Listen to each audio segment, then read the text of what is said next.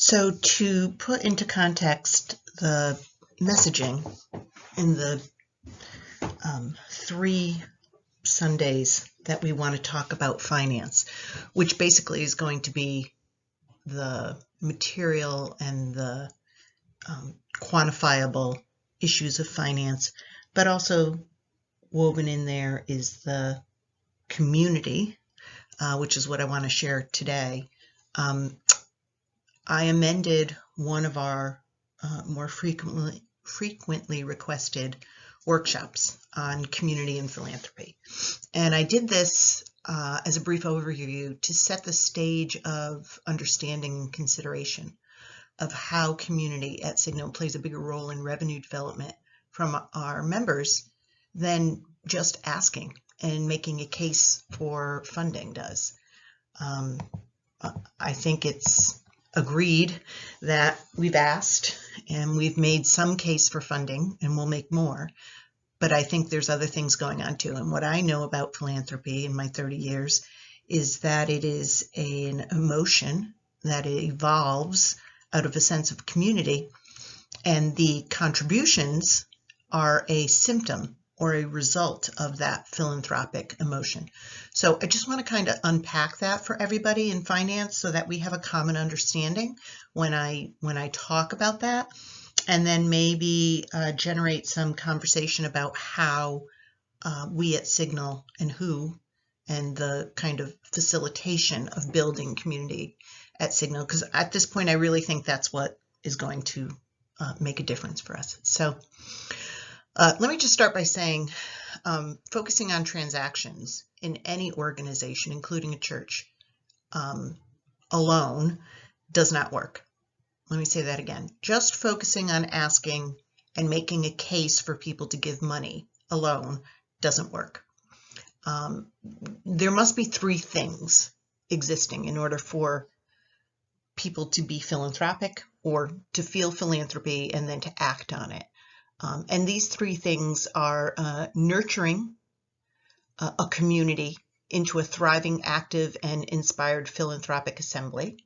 So nurturing means creating the pathways and facilitating that sense of community, and we'll find out what that is in a few slides.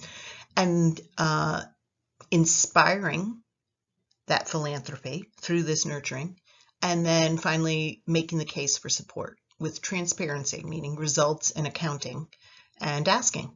We have to ask, and we've been doing that. So I think it's the first piece of this that we want to focus on.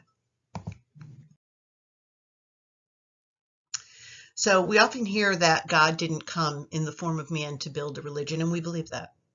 He didn't come to build a country or a state. He came to build a relationship in love between him and us. And similarly, God didn't put us in community with each other to build a government or a church. We know biblically that he put us together in community to love and support each other, to encourage each other, and to act as one in doing his work to bring others to him in love. And that's our focus at Signal, NEE, Cornerstone, and most Christian churches or most religious institutions. How do we know that to be true? How do we know that God did not come to build a church, capital C? Well, he tells us in his word in the first 2 most important commandments, right? So love God and love each other, and that's it. And the beauty of the rest of his word in the Bible is that it's an instruction manual. He explicitly tells us how to love God, what to believe, what to think, why, how to behave, and then also how to love each other. What are the characteristics of loving each other? What are the communities? What are the shared experience? It literally is a direction book that we can follow. And it tells us how to be in community and ultimately shows us how community works. So when we talk about Signal Church as a community, we're talking about it in terms of the community of God. The rest of this deck will illustrate how a community is built, how it expresses itself, how it's different from a group or a church, what the calls to action in a community might be, and ultimately what are the outcomes of that community as it relates to our faith, our brotherhood, our church, and this church here at Signal.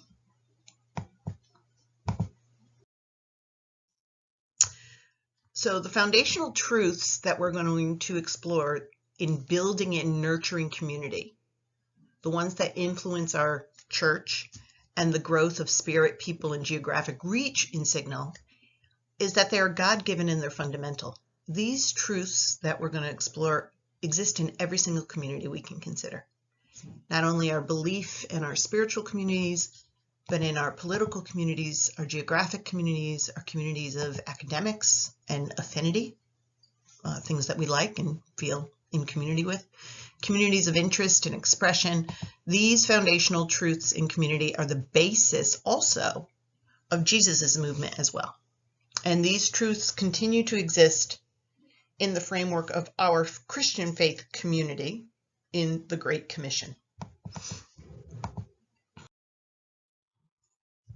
So before we explore these 5 truths of community and figure out how they might apply or how we might facilitate them in Signal, we first need to differentiate between community and group, and there is a significant difference. So groups are often formed from community. They represent the formalization of the community through bureaucratic structure. A group is simply a collection of people who interact in a formal structure on a fairly regular basis, occupy specific status, so leader, sub-leader, committee leader, serf, and know the roles expected of those statuses, so it's defined. They show general agreement on the group's goals and rules and values, and they have a sense of shared identity in the group. And so looking at this, we can see that Signal Church at its function is a group. We have regular Sunday service, so we're meeting regularly. We have titles and positions. We have rules. We have declared statements of goals. And we have a sense of shared identity in that everyone belonging to Signal represents that in merchandise, in social media groups, etc. We call it my church. We're talking about the group. A group is very transactional. It's very tactical. It's institutionally focused, and it's materially dependent. So what we want to explore today is not the group of Signal Church, but the community in Signal Church. And we separate that because communities exist in spite of a group, meaning communities do not necessarily need that formal social structure to exist. Communities form magnetically and without this formal structure. It's a uniting of people who hold the same values, beliefs, interests, and experiences without a common governing body or administrative arm overseeing and accounting for formal policies, processes, rules, leadership. In behavioral science, these communities, not groups, these communities without formality are called micro-level social structures. Big word, don't have to remember it. Subway commuters, they're a community without a formal structure. A micro-level community. So is the community of people who maybe love McDonald's, or as pictured here, Starbucks. People who love Starbucks are a micro community. They are not a group. There's no structure to their presence, but they do all have the same identity and the same values. They are magnetically drawn to Starbucks without that structure. Why is this important to understand? Why am I hammering this home? Because it illustrates the power of community over group. Communities appear and they evolve. Communities move people to act. Groups don't. They move people to feel. They move people to look a certain way or to think a certain way. Even without the social structure or formal rules of groups, scheduled and regular events, people in leadership roles. As we see here, the community of Starbucks acts in a participatory way as part of this informal tribe. They seek out and find others who value this community. They share in the community experiences. They support the community with their resources. They expand the community within their network of influence they identify. All right, this is heady stuff, I know, but stick with me here. It's all going to relate to community at Signal Church. So really quickly, what are some communities, both those that have both a formal group attached to them and those that are micro level without a formal group? What are some communities that we might belong to? Well, if we take a moment, we could see many of us belong to many groups, not just one, many communities, not just one. There are political communities, academic communities, religious communities, sororities, geographic, book clubs, quilting, hunting clubs, sports teams. Even my husband is a community of the New York Yankees. They don't know it, but that's his community. So as we're thinking about community and learning about it and exploring how it can be facilitated at Signal Church, I want us to think about, why are we drawn to communities? Not the groups, but the community. How do we choose our communities? What are some things communities do that make us feel like we belong, right? That's a really important piece in community, as we'll see. And what are some things they do that make us feel like we don't belong?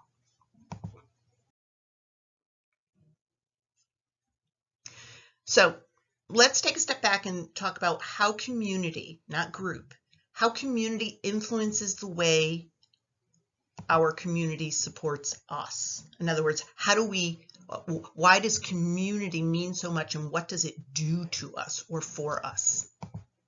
Well, one of the things it does is it evolves philanthropy. So philanthropy literally means love of mankind. Philanthropy is not a group, it's not a thing, it's not a program, it's an emotion. It is something that is evoked, that evolves, and in that evocation, in that evolving, in that expression that grows with us by being in this community, we have a sense of action. We respond to philanthropy. How do we respond? We respond by giving. We respond through offering assistance, through sharing, through support, through seeking out others, through engagement, through encouragement, guidance, direction, on and on. Philanthropy is the motivating juice of community. And we want to understand how to evolve that philanthropy in Signal Church. It's not a function of a defined group and a system of asking. It's an emotion that evolves out of that sense of community. It grows, and as it grows, the response of the members of that community grow. It's their attachment to the community, to its beliefs, its purpose, its meaning, its intention, its actions grow. And if we look at Jesus and his community that he built on earth and forever, we can see this concept of community as biblical. He came in building a relationship in love, and through community, not a building, not a group, not a church, through community, he evolved philanthropy that inspired action among us. He illustrates that philanthropy, not through formal structure and material presence, but through the emotion and the action that was derived from the community that he built. So how do we replicate and nurture this in a church, small c, right? How do we create or facilitate a community that magnetically draws others and evolves that philanthropic emotion of our members to a point where they're inspired to action? And one of the actions that we're seeking, right, is to answer when they're called, to answer as volunteers, to answer in contributions to answering material goods. So here's what we know about facilitating community. A, we know that we can't create it. A community is not something that you put on a website and say, join our community. That's a group, right? We're calling it community. Community is magnetic. It magnetically attracts people in two ways. One is their self-realization. And the other is their sense of tribe, right? Their desire, their human nature to be in community with others. Self is this realization of what a person values and what they find worthy. What values do they hold? And those values are going to be the magnet that attracts them to certain communities. The worth question is about trustworthiness and worthiness of their time. We are up against competition, and we have to acknowledge that. So our members are magnetically drawn to our community, not our church, but our community in the church, because they align or they see values they hold within us, and because they find us trustworthy, and they find us worthy of their time. So they'd rather do time with us than time elsewhere, right? And then they also find a sense of belonging. They're being part of a bigger effort, being part of a larger whole, having influence individually and collectively, bonding with other people that think like them and believe like them and are searching like them. This identification and also this appreciation, this feeling that the tribe desires them there and values them, right? So since communities draw community members in, they don't assign them.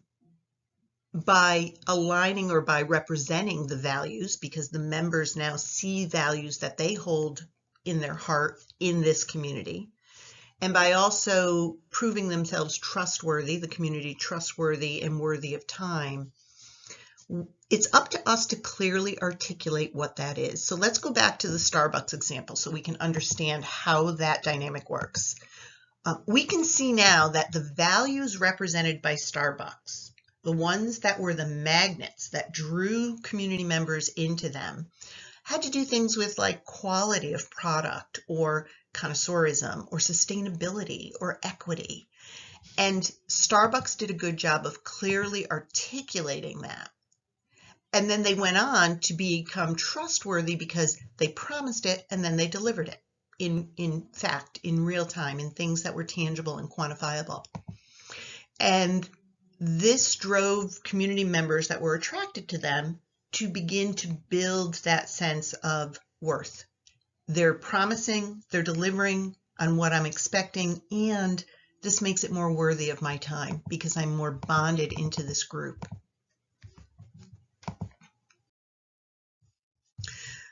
All right, I promised you I would get to those 5 truths. Now that we understand how communities are different from groups and how they are evolutionary, they cannot be formed, they cannot be directed, they cannot be created and people invited in a group-like way. They are there to elicit philanthropy, love of each other, love of mankind, and through philanthropy drive members to act. Here are the 5 foundational truths. These truths can be formalized and implemented within the social structure of the community that evolves philanthropic emotion. They can't be mandated. So what does that mean? We can facilitate this. We can create a framework for each of these 5 truths that allow members who are magnetically drawn to us, who find us value aligned and find time with us worthy of their time and find us trustworthy. We can facilitate these experiences and these 5 truths within our community in the group of Signal Church.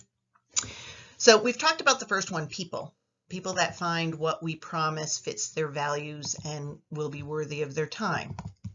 Let's look at the next 4. So we have shared purpose.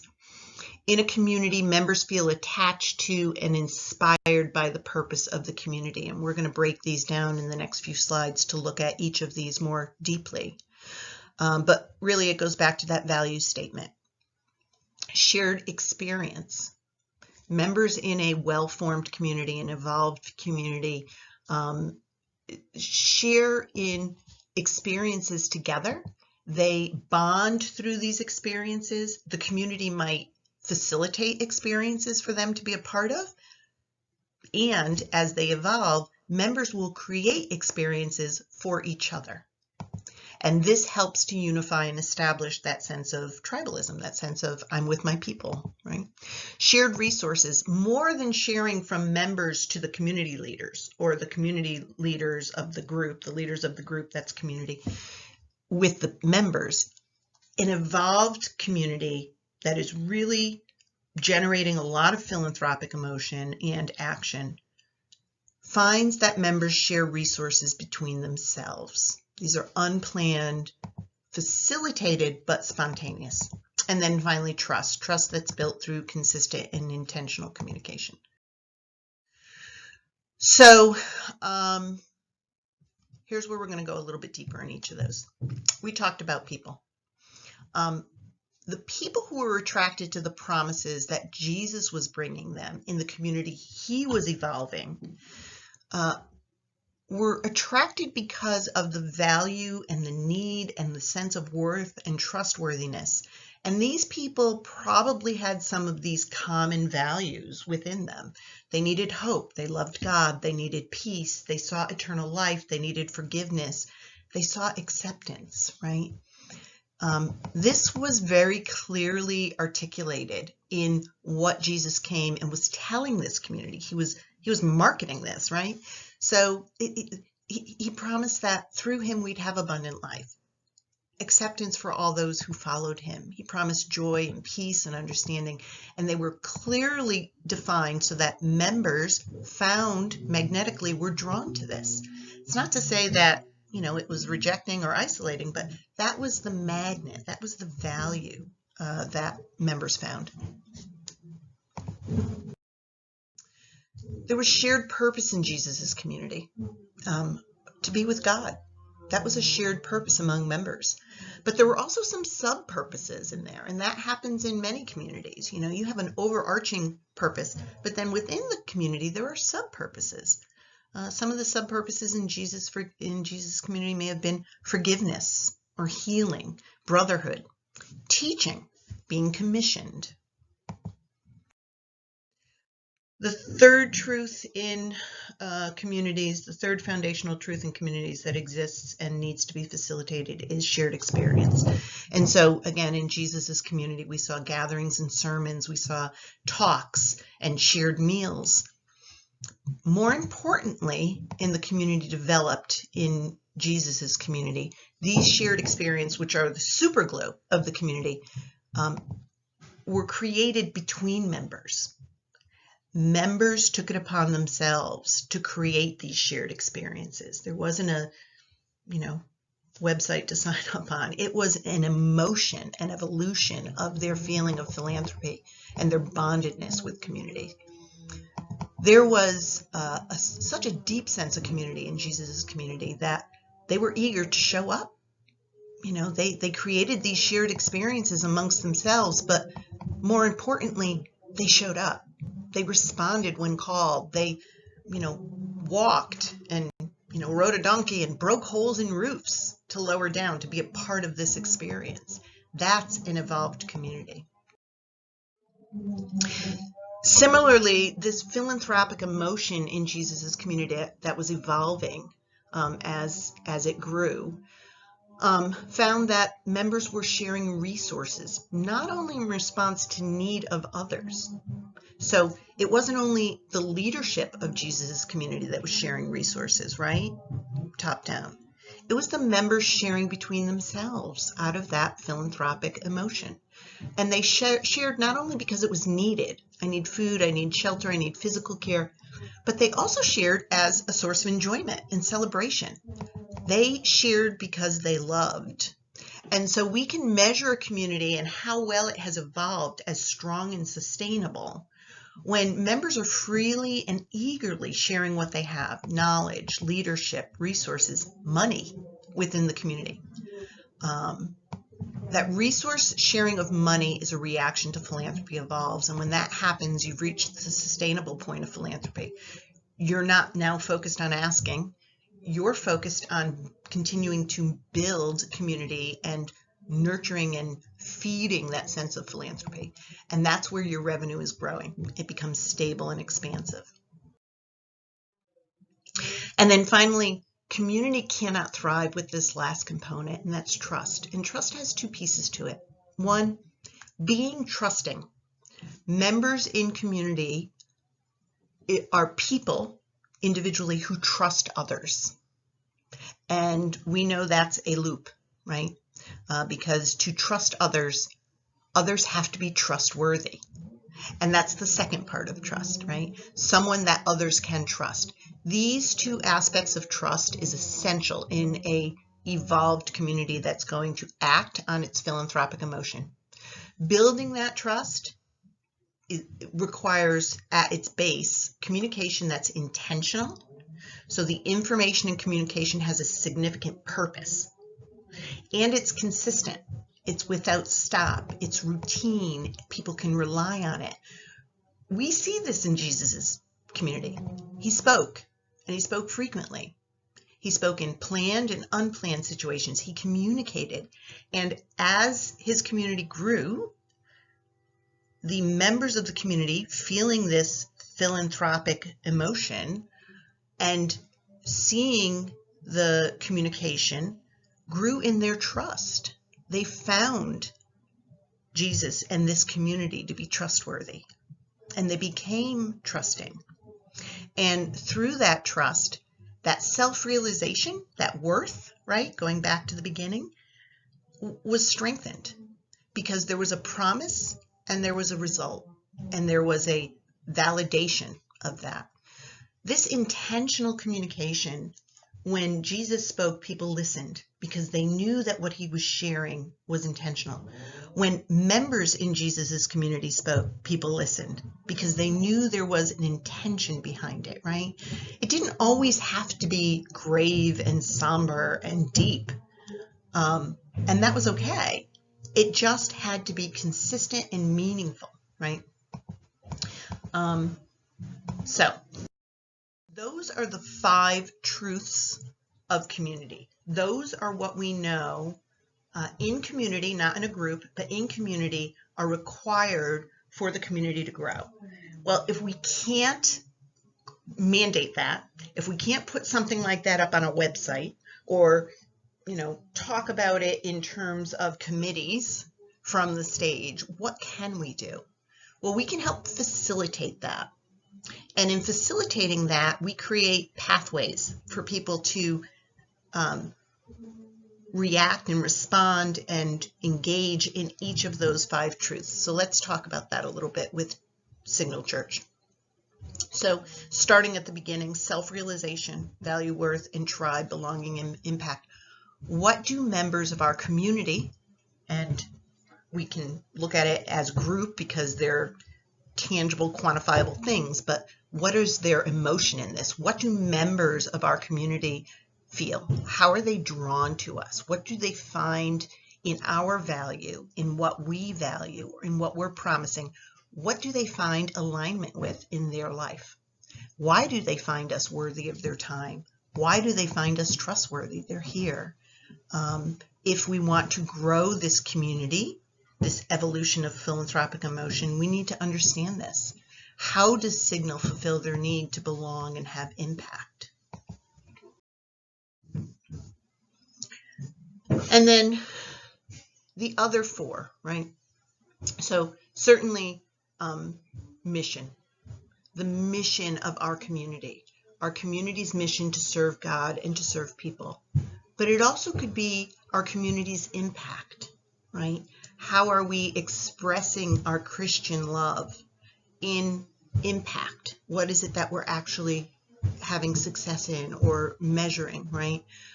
It could be our social norms. It could be obviously our religion, our Christianity, our spiritual need and affinity. The point is here, we do not define what that shared purpose is. We uncover it by understanding who is drawn to us and why, okay? Shared experience in Signal community. The most noted, obviously, is that tangible service on Sunday morning, that group regular experience that we have. And we have crews, and we have women group, right? We need to determine what of these shared experiences are community driven, what are nurturing our community, and we can facilitate that. What other experiences can we facilitate? Are they personal experiences that are community derived, or are they experiences that we want people to be a part of? We need to align that with what community desires and needs and finds valuable in this community, and what we want to. And it's not really an either or, it's a melding of the two. So think about that, some of the shared experiences that we have or maybe don't have. So what are shared experiences also that members can create, and how do we facilitate that? Is there a space for our community to create these shared experiences between each other? Walking meditations, Bikers for Jesus. Is there a path that can be facilitated for them to share these experiences? And then we have shared resources. And certainly we're seeking the expression of philanthropy, that act that comes out of philanthropy, which is giving financial resources to our community. But what other shared resources can we offer? And again, what can we facilitate? What paths can we create that allow members to share resources between themselves? I'm part of a Christian Business Women's Network. It's not at Signal. Why not? Do we have opportunities? Do we have tangible ways that our community knows they can create and share these resources with each other? How do we communicate to members in what they can share with each other? And then finally, trust. And honestly, with everyone we work with, and not just here, but everyone we work with, this is the hardest for most organizations to establish and manage, because it requires full attention from someone in community, in the group, right? It requires a person to pay attention to this and to be responsible for it. This could be staff, but it also could be volunteer, because this building of trust is about consistent and intentional communication. Communication that must be authentic and meaningful. Members can feel unintentional communication delivered. They know when they're getting an email just because, or a newsletter just because it's time, right? This is communication that will make them want to look for your voice, whether it's in social media, whether it's in mail, whether it's in, a text message, the type of communication that they know is going to add to their life, right? So that this requires a lot of focus in someone to manage that piece at the very least. So this is the framework that I think we need to explore and facilitate for Signal that will absolutely drive philanthropic emotion, that will result in this call to action, this desire to share, this desire to do more and to be eagerly and actively involved. And so the question that we're left with is, how do we do that? Is this a person? Is it an existing committee? Is it a new committee? What is the structure that is going to be responsible for identifying, exploring what we're currently doing in facilitating community, identify things that we could do, seek insight from community as to the magnetism and the the purpose and the shared experiences and resources and the communication needs and the intentionality. How does this live at Signal? Because without that, I don't expect that we are going to see much in way of increases to our philanthropy, regardless of our membership growing. That's my 2 cents. So I wanted to share this to help everybody understand where my head is at when we talk about fundraising, which is a transaction, right? fundraising at Signal Church, when we talk about tithing, I understand the laws around that and the biblical nature of that, but that alone is not enough to change the trajectory of our community's actionable response. And the only thing that can change that, I think, is growing this community at Signal.